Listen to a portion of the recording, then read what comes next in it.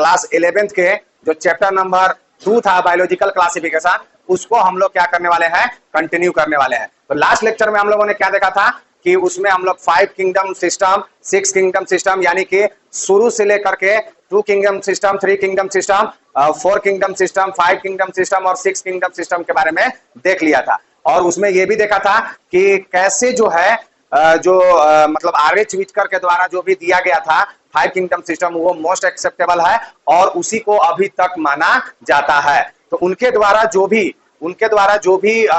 Character लिया गया था उसको हम लोग एक जगह लिख लिए थे।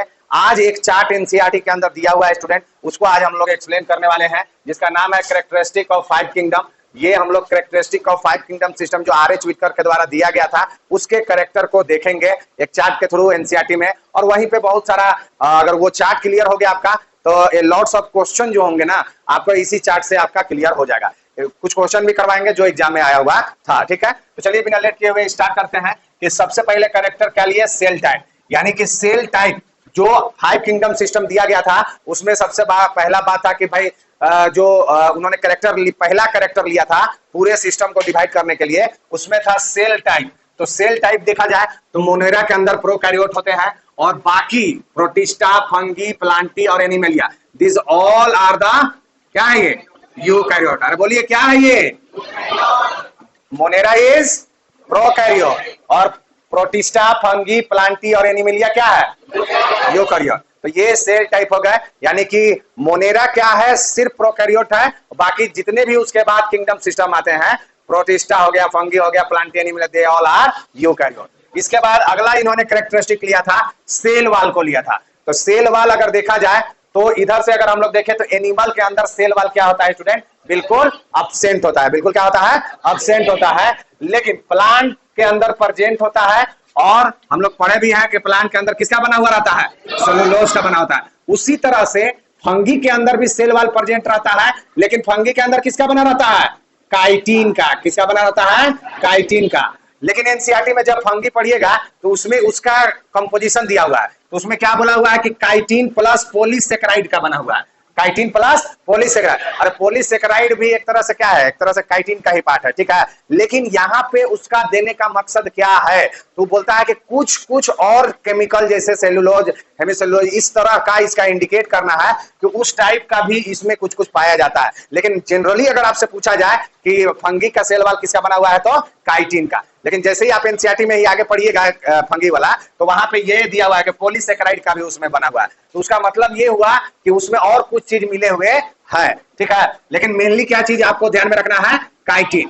फंगी मतलब काइटिन। इसके बाद प्रोटिस्टा के अंदर आ जाइए। प्रोटिस्टा के अंदर सेल वाल कुछ में प्रेजेंट होता है और कुछ में अब्सेंट होता है। जैसे अगर हम प्रोटोजोआ का बात कर ले तो प्रोटोजोआ के अंदर कंप्लीटली क्या होता है, सेल वाल अब्सेंट होता है। तो इस तरह से बाकी और लोगों में देखिएगा तो उसमें सेल वाल प्रेजेंट होता है। और इसी तरह से अगर आप मोनेरा के अंदर देखिएगा तो इसमें भी सेल वाल प्रेजेंट रहेगा, लेकिन किसका बना हुआ रहेगा, नॉन सेलुलोजिक। कैसा रहेगा, अरे जोर से बोलिए, कैसा रहेगा।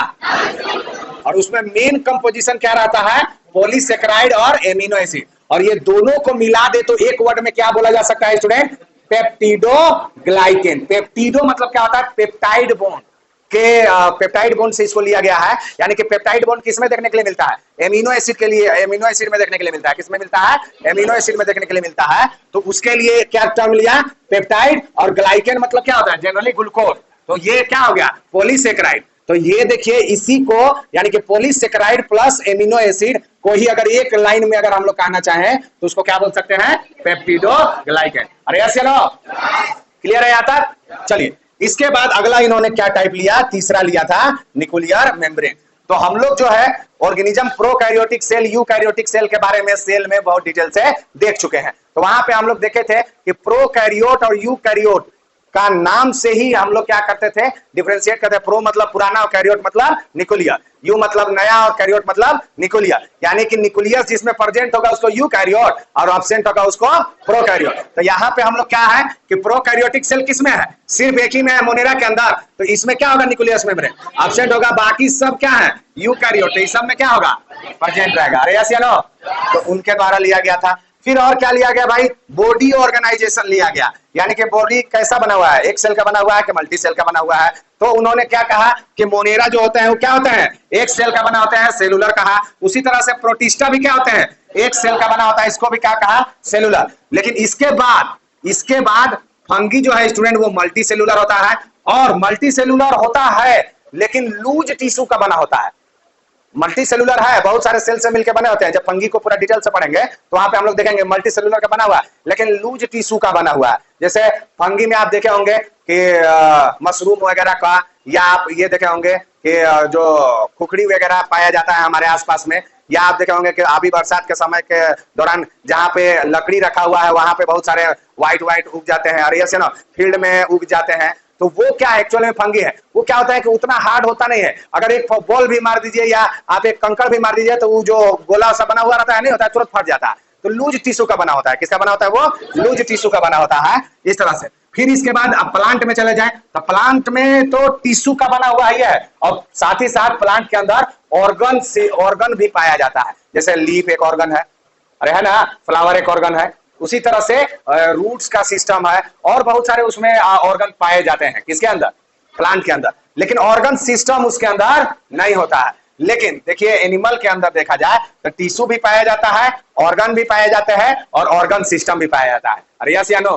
जैसे कि ऑर्गन सिस्टम में क्या हुआ कि अब यहाँ पे अगर बात करें तो ऑर्गन में क्या हुआ कि लीवर हो गया आपका। ये अगर डाइजेस्टिव सिस्टम का अगर हम बात करें तो उसमें माउथ से होते हुए, ओसोफेगस से होते हुए हमारा स्टमक से होते हुए इंटेस्टाइन वगैरह चारों तरफ जा रहा है। तो वो क्या बना रहा है, एक डाइजेस्टिव सिस्टम को बना रहा है। और उसमें ऑर्गन कौन कौन से हो गए, तो पचाने वाला पेंक्रियाज हो गया, पचाने वाला आपका लीवर इसी से जुड़ा हुआ है। आपका स्टमक के अंदर बहुत सारे ग्लैंड्स पाए जाते हैं, तो वो सब क्या है, ऑर्गन हो गए। क्या हो गए, स्टमक क्या हो गया, ऑर्गन हो गया। और इसमें एनिमल क्या है, मोस्ट एडवांस है, इसीलिए इसमें क्या पाया जाता है, ऑर्गन सिस्टम भी पाया जाता है। तो उनका ये मानना था। अब आइए जो ये है मोड ऑफ न्यूट्रिशन। अगला उन्होंने क्या लिया था, मोड ऑफ न्यूट्रिशन, यानी कि न्यूट्रिशन जो है वो सब में कैसे होते हैं और क्या क्या होते हैं, ये यहाँ पे देखना है। अब मोड ऑफ न्यूट्रिशन का बात करें स्टूडेंट तो पहले इधर से हम आएंगे। मोड ऑफ न्यूट्रिशन अगर बात करें तो पहले कहां से आएंगे, हम लोग एनिमिलिया से आएंगे। अब इसमें क्या देखने के लिए मिलता है कि जितने भी एनिमल हैं, जितने भी, अरे जोर से बोलो, जितने भी, वो कैसे होते हैं, हेट्रोट्रॉफिक होते हैं। कैसे होते हैं, कैसे होते हैं। और वो हिट्रो मतलब क्या होता है, हिट्रो मतलब क्या होता है, हिट्रो मतलब क्या होता है बताइए, ऐसा ऑर्गेनिज्म जो अपना, मतलब हिट्रो मतलब अलग, मतलब एक तरह से कहिए, और ट्रॉफिक मतलब होता है न्यूट्रिशन के बेस पर। यानी कि हिट्रोट्रॉफिक ऐसे ऑर्गेनिज्म होते हैं जो अपना भोजन स्वयं नहीं बनाते हैं। तो एनिमल जितने भी हैं अपना भोजन वो नहीं बनाते हैं। अब कुछ स्टूडेंट बोलेंगे क्या सर, हम लोग तो आलू बना के खाते हैं, सब्जी बना के खाते हैं, चावल बना के खाते हैं। तो मेरा ही कहना है कि वो अलग बनाना हुआ, जो उसमें ऑर्गेनिक कंटेंट है, ऑर्गेनिक कंटेंट को आप नहीं ना बनाए हैं, तो वो उसको ऑर्गेनिक कंटेंट के बेसिस पर जो है ना, इसको इस तरह से डिवाइड किया गया है। ये तो कोई स्टूडेंट बोलेगा क्या सर, हम तो खाना बना के डेली खाते हैं, तो हम लोग तो ऑटोट्रॉफ ना होगा। तो ऐसा कुछ भी बात नहीं है। अरे ठीक है, चलिए। तो जितने भी एनिमल है स्टूडेंट सब कैसे होते हैं, हेट्रोट्रॉपिक होते हैं। और ये कैसा, इसमें दो, हेट्रोट्रॉपिक में दो मोड ऑफ न्यूट्रिशन है, एक तो होलोजोइक है और दूसरा सेप्रोफाइटिक। अब होलोजोइक क्या है भाई, होलोजोइक ऐसा मोड ऑफ न्यूट्रिशन है जिसमें पूरा का पूरा खाना को निगला जाएगा। यानी कि रोटी को हम लोग तोड़ते हैं और उसमें क्या करते हैं, आराम से मुंह में डालते हैं, फिर चबा करके उसको निगल जाते हैं। हम लोग ऐसा नहीं करते हैं। जैसे फंगी को देखिएगा तो फंगी क्या करता है कि पहले बॉडी से अपना एक केमिकल निकाला, और उसके बाद मान लो रोटी है उसके ऊपर डाल दिया, अब वो टूट गया तब जाकर के उससे न्यूट्रिशन ले रहा है। हम लोग ऐसा नहीं करते, हम लोग पूरे खनवे को ऐसे क्या कर लेते हैं, निकल लेते हैं। माने होल, और होलो मतलब क्या होता है, पूरा, और जोइक मतलब एनिमल, यानी कि एनिमल जब क्या करे, पूरा खाना को निकले, तो उसको क्या बोलते हैं, होलोजोइक। तो यहाँ पे हम लोग बताए भी तो होलोजोइक क्या है, ingestion of food then digestion. हम लोग फूड को पहले क्या करते हैं, इंजेक्ट करते हैं, तब क्या करते हैं, डाइजेशन करते हैं। अरे यस या नो। अरे लाइफ प्रोसेस याद है क्लास 10th में, वहीं पे बताया गया था ये बात। अरे यस या नो। चलिए, और कुछ एनिमल ऐसे भी होते हैं स्टूडेंट जो सेप्रोफाइटिक होते हैं। कैसे होते हैं, सेप्रो। अब सेप्रोफाइटिक मोड ऑफ न्यूट्रिशन क्या है, कि वैसा मोड ऑफ न्यूट्रिशन जिसमें क्या हो, अरे जिसमें मृत जीवी को खाया जाए।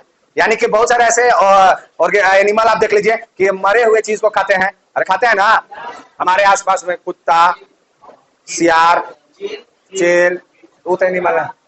और मतलब ये सब वेरियस टाइप के जो है वो सब क्या करते हैं भाई, वो सब क्या कर रहे हैं, मरे हुए चीज को खा रहे हैं। तो ये सब क्या होंगे, इसमें सेप्रोफाइटिक भी आता है। अब आइए इधर, यानी कि प्लांट कैसे करते हैं, ये प्लांट जितने भी हैं सब कैसा मोड ऑफ न्यूट्रिशन लेते हैं, ऑटोट्रोपिक, यानी कि अपना भोजन स्वयं बनाते हैं। लेकिन एक्सेप्शन भी है, कुछ ऐसे प्लांट है जो इंसेक्टिवोरस है, यानी कि इंसेक्ट को क्या करते हैं, पकड़ करके और उसके अंदर से उसका नाइट्रोजन को निकाल करके अपने लिए यूज करते हैं, यानी कि कीड़ा के अंदर से नाइट्रोजन ले रहे हैं, तो उसको हम लोग क्या बोल दिए, इंसेक्टिवोरस प्लांट बोल दिए। और ये कैसा है, पार्शियली हिट्रोट्रोफ है, माने इसका भी पत्ता होता होगा, इसका भी जो है सब चीज होगा, ये जरूरत पड़ेगा तो फोटोसिंथेसिस भी करता है, लेकिन अगर नहीं है तो उसको क्या होता है कि उन्हें होता है कि थोड़ा मनचला है, क्या है, मनचला है। हम तो वो बोलता है कि हम सब प्लांट की तरह नहीं है, हम थोड़ा दूसरे टाइप के हैं, हम एनिमल भी खा सकते हैं, क्योंकि हमारा ओकरा से भी वो नाइट्रोजन ले लेता है, तो वो अपना टैलेंट दिखा रहा है, टैलेंट दिखाने में वो एक्सेप्शन में चला गया, तो उसको इंसेक्टिवोरस प्लांट बोलते हैं। और ऐसे कौन प्लांट है,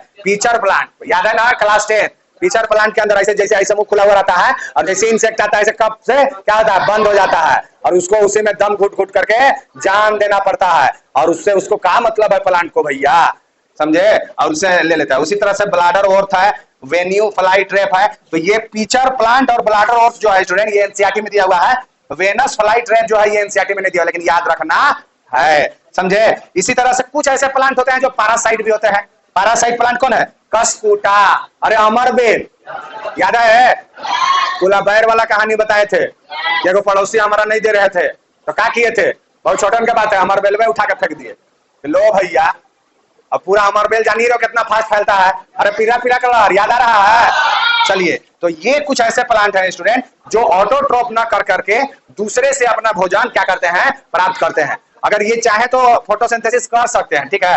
अब आइए इधर, अब फंगी में आइए, तो फंगी क्या होता है, हेट्रोट्रोप होते हैं, सेप्रोफाइटिक पैरासाइटिक होते हैं। इसमें दो तरह के हेट्रोट्रोप इन लोग भी होते हैं, लेकिन इस तरह इसमें क्या क्या होता है, सेप्रोफाइटिक होता है और पैरासाइटिक होता है। तो सेप्रोफाइटिक के बारे में तो हम लोग समझ चुके हैं कि क्या होता है कि सड़े गले चीज, और पैरासाइटिक मतलब अभी तुरंत बताए थे कि दूसरे के बॉडी के ऊपर जो है रह करके उसे न्यूट्रिशन को लेने को क्या बोलते हैं, पैरासाइटिक। इसमें होलोजोइक मोड ऑफ न्यूट्रिशन नहीं पाया जाता है। तो इसमें ये क्या करते हैं, हेट्रोट्रोप्स क्या करते हैं भाई, ये क्या करेंगे कि ये absorb soluble organic matter from dead substance, यानी कि अगर मान लेते हैं कि ये कोई फूड है, ये क्या है, फूड है, तो ये जो मान लेते हैं ये एक फंगी है, तो ये फंगी क्या करेगा, पहले अपने अंदर से केमिकल निकाल लेगा, और यहाँ पे केमिकल निकाल करके यहाँ पे ये क्या है भाई, एंजाइम है, ये क्या है, एंजाइम। अब ये एंजाइम निकाल करके पहले इस पर डाल लेता है, यहाँ पे ऑर्गेनिक कंटेंट को तोड़ देता है, और तब जाकर के इसको यूटिलाइज करता है। अरे यस या नो, जैसे ब्रेड के अंदर देखे होंगे फंगी का लग जाना, अरे ब्रेड खराब हो जाता है, 2-3 रोटी रख दो खराब हो जाता है, तो उसमें क्या डेवलप हो जाता है, फंगी, और वो धीरे धीरे क्या होने लगता है, गलने लगता है। अरे यस या नो, तो इस तरह से इसका है। इसके बाद अब आते हैं प्रोटिस्टा के अंदर, किसके अंदर आते हैं, प्रोटिस्टा के अंदर। तो प्रोटिस्टा के अंदर जो मोड ऑफ न्यूट्रिशन है वो दो तरह के होते हैं, फोटोसिंथेटिक भी होता है और हेट्रोट्रोपिक भी होता है। क्या क्या होता है बताइए, एंड हेट्रोट्रोपिक, यानी कि ये फोटोसिंथेसिस भी कर सकता है और हेट्रोट्रोपिक भी होते हैं, यानी कि दूसरे के ऊपर भी डिपेंड रहते हैं। अरे यस या नो, तो इस तरह से रहता है। लेकिन अब यहाँ पे देखिए स्टूडेंट, मोनेरा के अंदर का अगर बात करें तो ये ऑटोट्रोपिक होते हैं। अब ऑटोट्रोपिक में दो तरह के होते हैं, कीमोसिंथेटिक और फोटोसिंथेटिक, यानी कि ऐसा ऑटोट्रोप जो केमिकल से अगर अपना खाना बना रहे हैं तो उसको कीमो ऑटोट्रोप बोलते हैं, और जो सनलाइट के प्रेजेंस में बना रहे हैं उनको क्या बोलते हैं, फोटो ऑटोट्रोप। अरे यस या नो, तो इसमें कीमो ऑटोट्रोप भी देखने के लिए मिलता है और फोटो ऑटोट्रोप भी देखने के लिए मिलता है, और साथ ही साथ हेट्रोट्रोपिक भी मोड ऑफ न्यूट्रिशन देखने के लिए मिलता है। यानी कि सब टाइप का न्यूट्रिशन अगर आपको चाहिए तो कहां पे देखने के लिए मिलता है, मोनेरा के अंदर मिलता है। और हेट्रोट्रोपिक में सेप्रोफाइटिक और पैरासाइटिक देखने के लिए मिलता है। तो अब एक बार नीट के अंदर क्वेश्चन पूछ दिया, क्या पूछा कि most diverse nutrition present in, माने सबसे ज्यादा न्यूट्रिशन किसके अंदर प्रेजेंट है, किसके अंदर, मोनेरा के अंदर। Answer goes to monera, monera के अंदर। यानी कि आप खुद ही देख सकते हैं कि इसमें ये भी फोटोसिंथेटिक है, हेट्रोट्रोप है, ये भी फोटोसिंथेटिक है, हेट्रोट्रोप है, लेकिन इन दोनों में क्या डिफरेंस है कि ये कीमो ऑटोट्रोप है, ये क्या है, कीमो ऑटोट्रोप, यानी कि ये केमिकल से भी खाना बना सकता है, इन लोगों के अंदर कैपेसिटी नहीं है। ये भी हेट्रोट्रोप है, सेप्रोफाइटिक हो सकता है, पैरासाइटिक हो सकते हैं, लेकिन ये कीमो ऑटोट्रोप नहीं हो सकते हैं। तो आंसर ये गया। अब देखिए, ये तो हुआ पूरा का पूरा 5 किंगडम सिस्टम आरएच व्हिटेकर के द्वारा क्लासिफाई किया गया था। और और ये बताया गया। लेकिन एक चीज देखिए, रीसीपीएमटी बताया था ना कैरेक्टरिस्टिक में, कि उसमें हम लोग बताए थे कि री मतलब रिप्रोडक्शन को हम लोग लिए थे, अरे यस या नो। लेकिन यहाँ पे रिप्रोडक्शन को कहीं पे एक्सप्लेन नहीं किया। अब देखो क्या किया एनटीए, मैंने जो नीट का एग्जाम लेता है वो क्या किया, क्वेश्चन पुट कर दिया।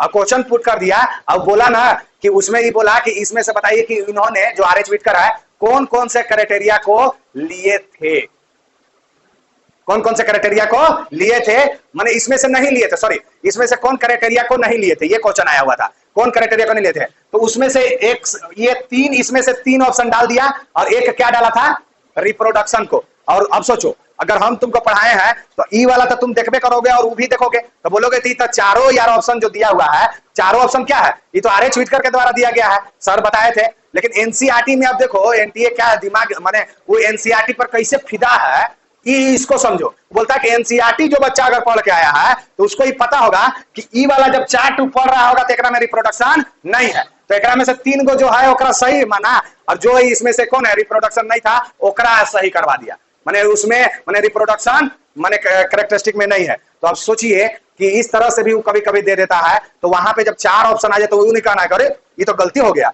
ये तो दिक्कत हो गया, समझे। तो इस तरह से वहां पे नहीं सोचना है, ठीक है। तो अब मेरा ये कहना है कि ये चीज ध्यान में रखेगा। तो वो एनटीए है भाई, कुछ भी कर सकता है लेकिन कॉन्सेप्ट अपना क्लियर होना चाहिए, ठीक है। तो वो एक आध बार ऐसे करता है वो चेक करने के लिए कि लेकिन कितना एनसीईआरटी पढ़ा हुआ है।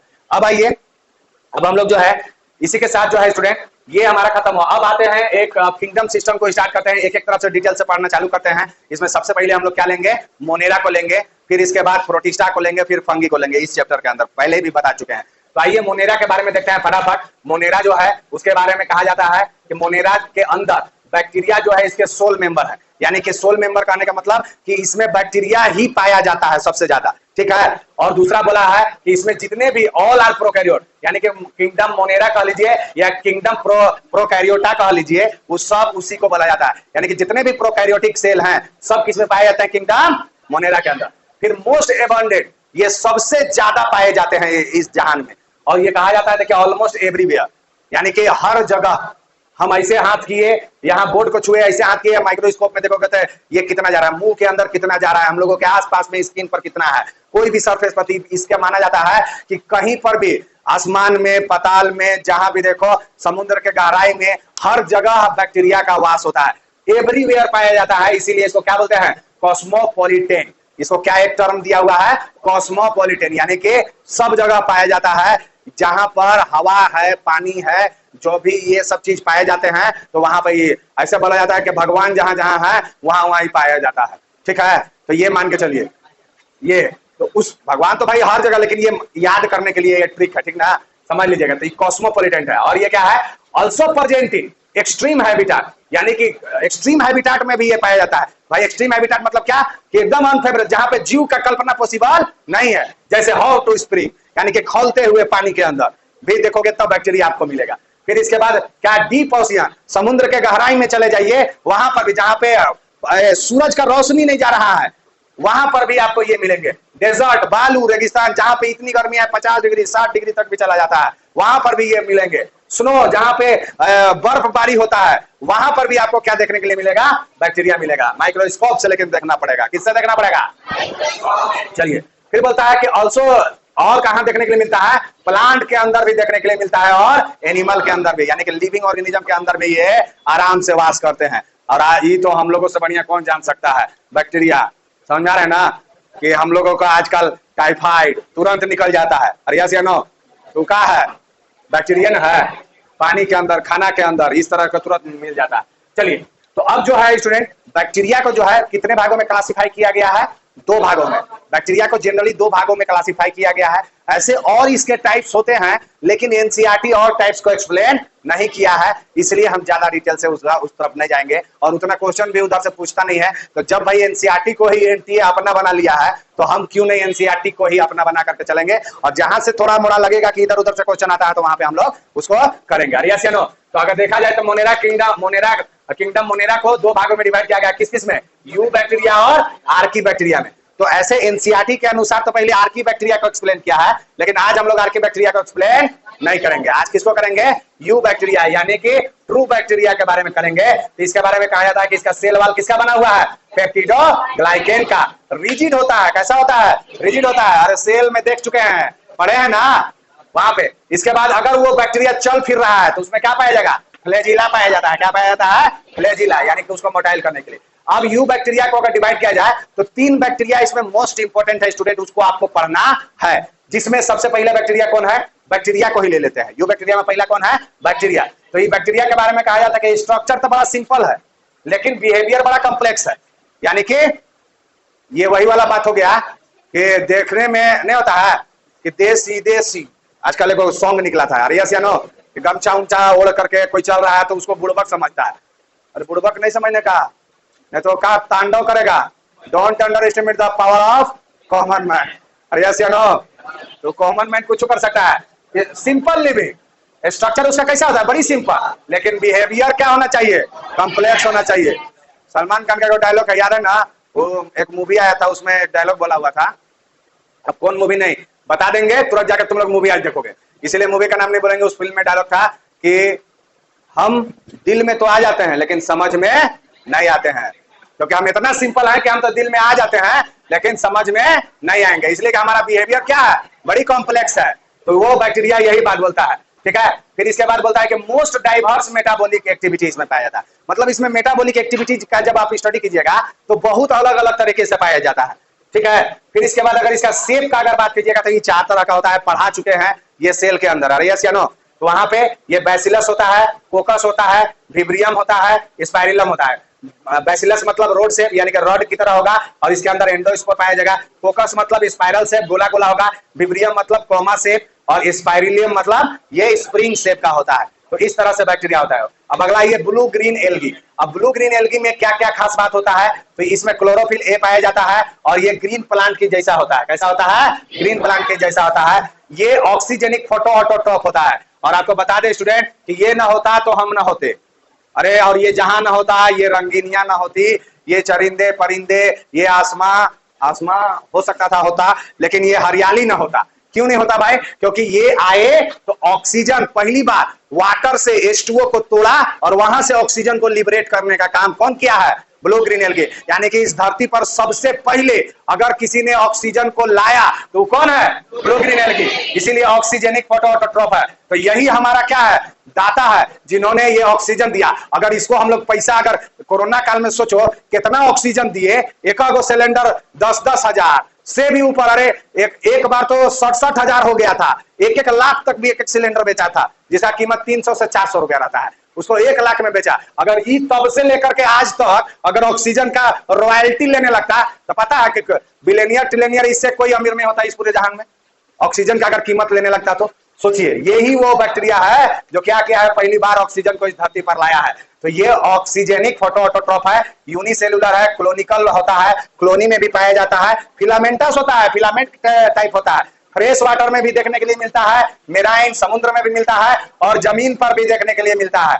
और इसके बारे में कहा जाता है कि ये बनाता है एल्गल ब्लूम इन पॉल्यूटेड वाटर। अरे जहां पे पानी बहुत ज्यादा जमा रहता है तो ऊपर ऊपर देखते हो कि ग्रीन ग्रीन चीज आ जाता है, आता है, और उसमें पूरा क्या करता है तो उसमें पूरा ऊपर से ढक देगा उसको। जहां पे नाली जमा हो जाता है, और खूब देखना है तो आप चले जाइए डाल्टनगंज शहर में और वो वाला देखे है ना वो तालाब, अरे उसके ऊपर ग्रीन ग्रीन सब बहते रहता है। तो वही तो एल्गल ब्लूम है। कौन करवा रहा है? Blue green algae. और इसका खास बात क्या है कि सब नीचे से ऑक्सीजनवा को खींच लेता है और उसके अंदर जितना भी मछली उछली है तड़प तड़प के मर जाएगा। तो बताएंगे हम लोग, एक टर्म है क्लास 12 में यूट्रोफिकेशन ऑफ लेग, तो उसमें हम लोग एक्सप्लेन करेंगे।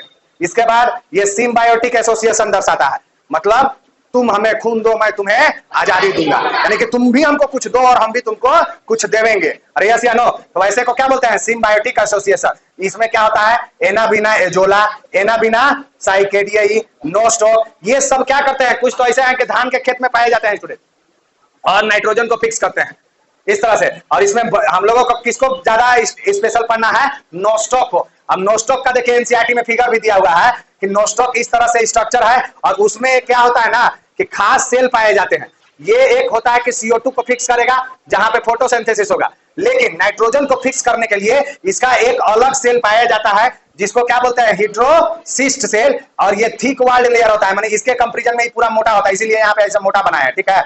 और इसमें क्या होता है कि पीएच सेकेंड एब्सेंट होता है, फोटोसिंथेसिस माने फोटो सिस्टम सेकेंड जो है एब्सेंट होता है। अभी क्या होता है, तो कोई भी प्लांट जो फोटोसिंथेसिस करते हैं उसमें दो सिस्टम पाया जाता है, एक फोटो सिस्टम 1 और दूसरा फोटो सिस्टम 2। तो ये करके ही वो क्या करते हैं, अपना फोटोसिंथेसिस कंप्लीट करते हैं। तो फोटोसिंथेसिस जब हायर प्लांट में हम लोग देखेंगे स्टूडेंट, तब जाकर के हम आपको बताएंगे वहां पे क्या होता है। बस अभी थोड़ा ध्यान में रखिए कि फोटो सिस्टम 2 क्या करवाता था कि पानी को तोड़ता था और ऑक्सीजन को लिबरेट करता था। तो यहाँ पे वैसा नहीं होगा, तो फोटो सिस्टम एब्सेंट होगा तो वाटर टूटेगा क्या, नहीं। ऑक्सीजन रिलीज होगा क्या, नहीं। तो इस तरह से ये क्या करेगा, तो ये क्या करता है, एनएरोबिक रेस्पिरेशन करेगा। और एनएरोबिक रेस्पिरेशन करेगा तो इसमें क्या करता है कि नाइट्रोजन को ये फिक्स कर देता है और N2 को किसमें बदल देता है, NH3 के अंदर कन्वर्ट कर देता है। तो ये कौन करवाता है भाई, ब्लू ग्रीन एल्गी करवाता है। मैं ब्लू ग्रीन एल्गी के नोस्टॉक करवाता है। अच्छा, इसमें और कुछ बातें हैं कि इसका मेम्ब्रेनस एक्सटेंशन पाया जाता है जिसको क्रोमैटोफोर कहा जाता है। सब पढ़ा चुके हैं सेल के अंदर, प्रोकैरियोटिक सेल के अंदर, ठीक है। और इसमें colonies surrounded by mucilaginous seat, इसका कॉलोनी जो है वो म्यूसिलेजिनस सीट से सराउंडेड होता है। देखिए नोस्टॉक के अंदर हम जो डॉटेड लाइन से दर्शाए हैं, ये क्या है, ये म्यूसिलेजियस सीट है। और इसके बाद अगला जो इसमें आता है स्टूडेंट, वो आता है माइकोप्लाज्म। कौन आता है, माइकोप्लाज्म। इसका बेस्ट एग्जांपल कौन है, PPLO, pleuro pneumonia like organism. और ये इसका माना जाता है कि सबसे स्मॉलेस्ट लिविंग ऑर्गेनिज्म है।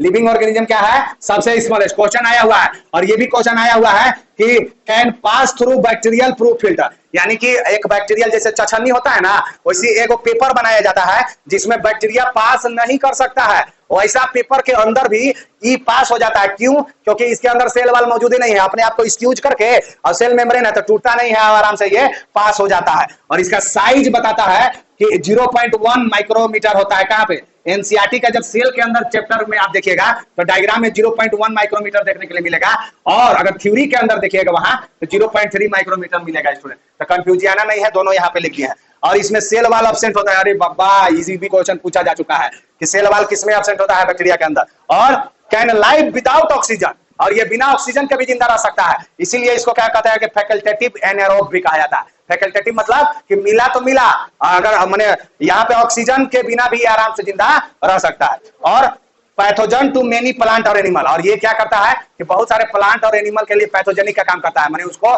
बीमार करके उसको बीमारी माने उसमें कॉज करने का काम करता है। तो इस तरह से स्टूडेंट हम लोगों ने आज बैक्टीरिया के बारे में कंप्लीट स्टडी किया। मोनेरा में अभी और बहुत सारे चीज बचा हुआ है, जैसे आर्की बैक्टीरिया, उसका मोड ऑफ न्यूट्रिशन, ये सब का चर्चा करेंगे अगले क्लास में। तो आज इतना ही रहने देते हैं, मिलते हैं नेक्स्ट क्लास में, तब तक के लिए थैंक यू।